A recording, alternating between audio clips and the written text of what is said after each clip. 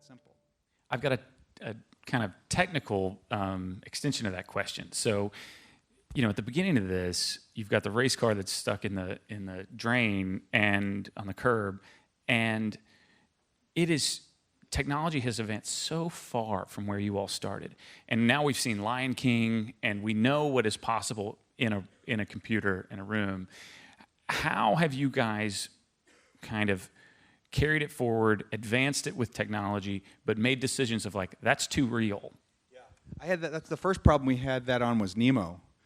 I didn't know if we could do underwater right, and we were having a hard time trying to figure it out. So we took 4 shots from different National Geographic specials, and that sort of were the variety of how you might see water in the movie.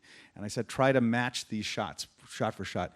And we did it so well, we couldn't tell which one was ours and which one was theirs. And that's that's in year 2000 we did that. Wow. And so that's when we knew, like, oh, we have to actually plan and prepare for what is the hyper reality we want, what's the style of hyper reality we want to choose. And even in there's lots of little subtle choices. Yeah.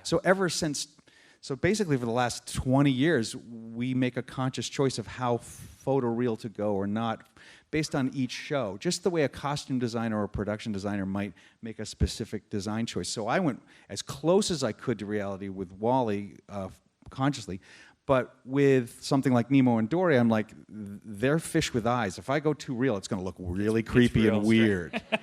It has to have a slight kind of amplified feeling. And Toy Story was already established from day one. The problem with Toy Story, and it's a fascinating thing for you guys to probably notice, is there's just no way we wanted to choose to make it as ugly looking as the first movie, We wanted to like somehow make you just slowly sneak in what we could, that we could make it look like the way we always wanted it to look. Right. And I remember the conversations we had in the early 90s where we said, we knew the technology better than almost anybody. We had invented computer graphics, basically, at Pixar. And we just said, technology moves so fast, and you guys get this with your home computer, like you're upgrading your computer within 2 to 3 years.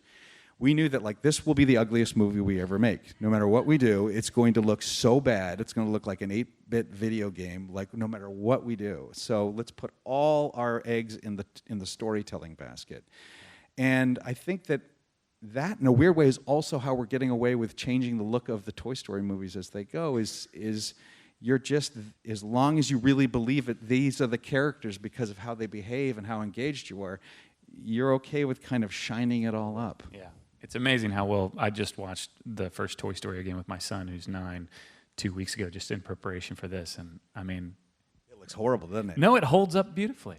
I mean, it holds up. It's not even when you said it was the first time, I was like, because, you go watch the original Tron or something, and you're like, woof, but. Well, that I remember the conversation where we said Snow White and the Seven Dwarfs, Wizard of Oz, and Star Wars. We still watch those movies, but we can see the strings showing. Yeah. And we don't care. Yeah.